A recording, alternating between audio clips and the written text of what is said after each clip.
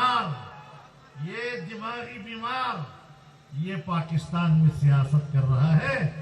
کم وقت تیری وجہ سے پاکستان کی سیاست بدنام ہو گئی. آج پھر گاؤں گاؤں پھر رہا ہے، جلسہ جلسہ کھیل رہا ہے. نااہل ثابت ہوئے. آج تم انشاءاللہ دماغی لحاظ سے بیمار ثابت ہو کر رہو گے.